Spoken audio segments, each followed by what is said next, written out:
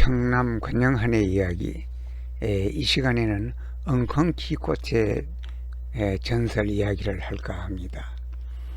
엉겅퀴 꽃은 그 잎에도 가시가 나 있고 온 풀이 전부 다 따가운 풀입니다.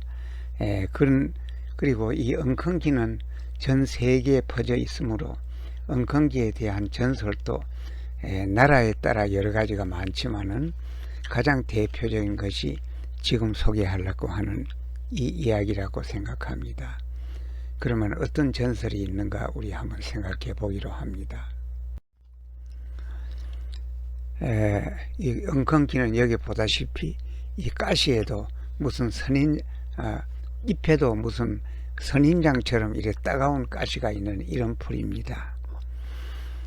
전설은 이러는 것이 있습니다. 옛날 스코틀랜드와 덴마크가 전쟁을 벌일 때가 있었습니다. 덴마크군은 스코틀랜드군보다도 훨씬 강하고 병사도 비교가 안 될 만큼 많았습니다. 그래서 침략을 당한 스코틀랜드는 차차 국토를 빼앗겨 겨우 성 하나만을 남아서 그 성만 지키게 되었습니다. 그러자 저 성만 함락시키면 스코틀랜드는 덴마크 것이 된다. 그렇게 기운이 난 덴마크군은 작전을 세웠습니다. 그런데 그 성은 산 위에 있었습니다. 공격하기 어려운 장소로 성을 둘러싼 요새에는 밤낮으로 보초가 세워서 사방팔방을 내려다보고 살피고 있었습니다. 또 산에는 울퉁불퉁한 바위와 작은 나무만이 띄엄띄엄 있을 뿐이어서 어디로 오르든지 보초의 눈을 피할 수가 없었습니다. 대포를 쏘아도 포탄이 닿지 않고 하늘을 날라 쳐들어가는 것은 물론 불가능했습니다. 요사이 같으면 문제가 없지만은 옛날에 비행기가 없을 시대에는 그런 것은 가능한 일이 아니었습니다.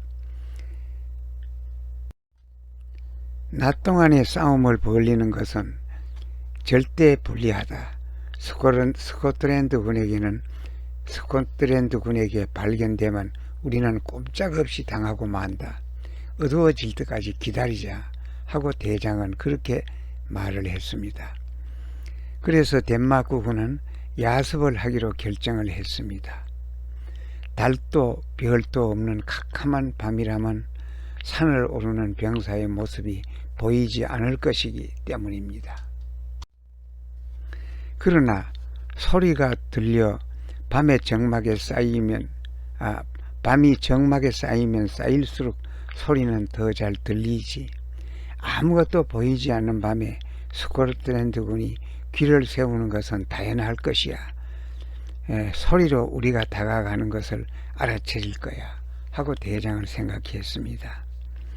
그래서 대장은 어였느냐 하면 지난 먹물 속에 잠긴 것처럼 어두운 밤에 소리를 내지 않고 쳐들어가기 위해서 덴마크군은 만반의 준비를 다 했습니다. 끌고 갈 대포를 두꺼운 천으로 싸고 말 대신 병사들이 대포를 날랐습니다. 말은 말굽 소리를 내지 않고서는 바위를 오를 수가 없기 때문에 쓸모가 없었습니다. 병사들도 소리를 내서는 절대 안 된다고 명을 했습니다. 병사들의 신발을 벗겨라. 저는 맨발로 스코틀랜드 군을 치는 것이다 하고 구두 소리가 안 나기 위해서 신발까지도 벗었습니다. 대장의 명령으로 공격에 가담하는 병사들은 한 사람도 빠짐없이 맨발로 걷게 되었습니다. 기다리던 먹물 같은 어두운 밤이 오자 덴마크군은 산을 오르기 시작했습니다. 앞서서 걷고 있는 병사의 모습조차 보이지 않은 어두움 속을 숨소리도 내지 않고 나아갔습니다.